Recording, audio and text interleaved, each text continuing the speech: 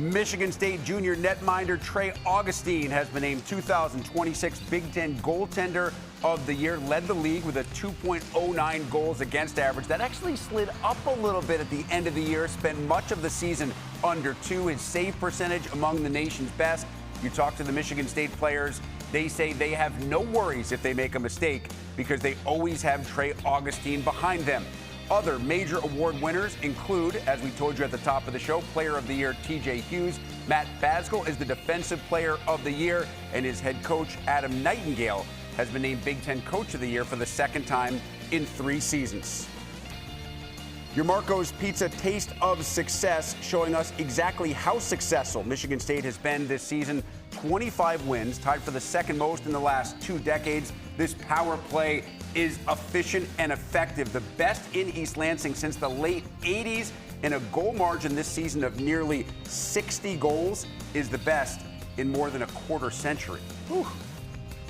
Rick Pizzo back with Paul Caponigri. It has also been an emotional season for Michigan State. Adam Nightingale winning the Coach of the Year, and he, like most coaches, will tell you, it is not a head coach award, it is a staff award. In the middle of the season, Michigan State lost assistant Dan Sturgis, who passed unexpectedly at the age of 40, former player who was ingrained in this program.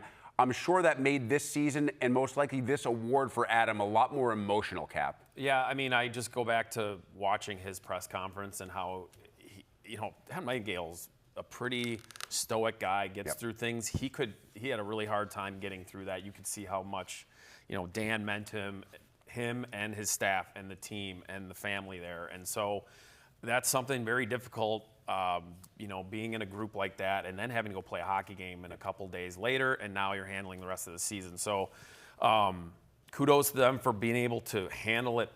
I thought they handled it great. And then right now they're playing, in his honor, and you hope that's what they're going to use as fuel to make a run. Yeah, trying to win the Big Ten's first national championship since Michigan State won the last one back in 2007. And the Spartans will enter this NCAA tournament in a different manner in which they've entered the last couple. Had success in the Big Ten tournament in the past, didn't make it to the championship game this year, but earlier exits than expected in the NCAAs. Perhaps this flipping of the script pays dividends for Adam Nightingale and the Spartans. Yeah, I mean, it's going to be a different strategy of getting ready. You're not playing week and week the next 2 weeks. You're going to have a whole week off.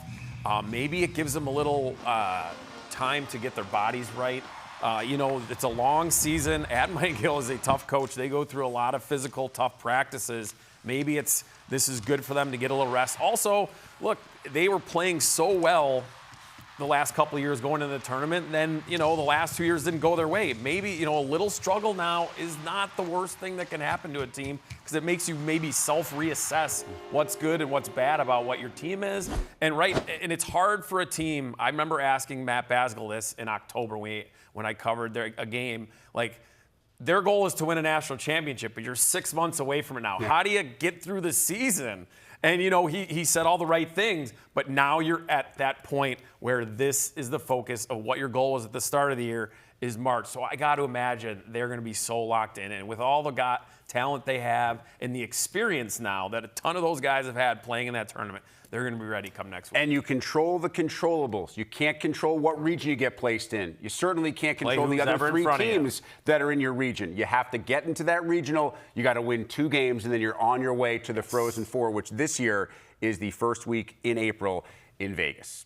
Time for us now to reveal the All-Big Ten second team. The uber-talented Michael Hage of Michigan leads a forward line that also includes Minnesota's Brody Zemer and Gavin McKenna. He of the 8-point game and 10-point weekend earlier this season. Tyler Duke and Jackson Smith of Penn State, the defenseman on the second team, and Michigan's Jack Ivankovic, my prediction was correct, not that it was really going out on a limb, is the second team goaltender.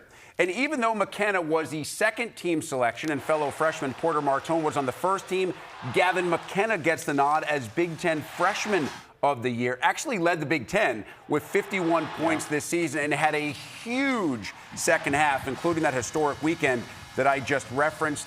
McKenna was under the spotlight the second that he took his first step onto the ice inside Pagula Ice Arena this season. Handled it pretty well. finished stronger than he started, which is rare for a freshman. And now the nation gets to see McKenna in the NCAA tournament. Yeah, and I'd argue a little that it's not rare that he got better as a freshman. You were there. That the point first production weekend, total was shocking, though. The difference from the first 14 games of course, to the next 16. Honestly, the points, I was there for that 10-point weekend. Yes, it's great. He got all those points. It helps the stats. But what I saw is his game grow from when you were there in October interviewing his parents and all that hype, where he was there to where he is now. It's night and day. And I said that. People were all over him the first half of the year. I'm like, ask me how he is in February.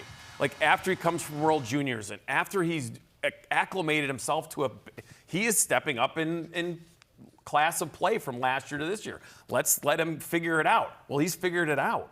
I think the points and all that tell the story there. His teammates have helped him. I think him and Aiden Fink have a really good rapport. At the start of the year, they were trying to almost overpass each other and not complimenting each other. Now I think they know each other's games. And you look at him and that point per game. Point and a half is second in all of Division I. And also pointing out 15 goals. That's second among Big Ten freshmen. Just how good a season that Porter Martone had at 24.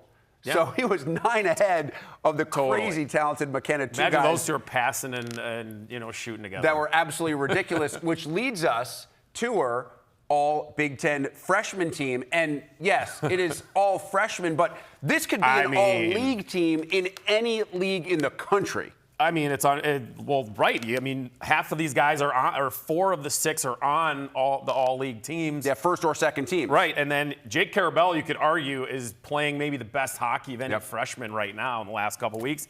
Luke Osborne's a stud, played on the World Junior team. Jack Ivankovic, enough's been said. Yeah, third team, honorable mention, sportsmanship, all the other awards you can find online on the Big Ten's website at big10.org.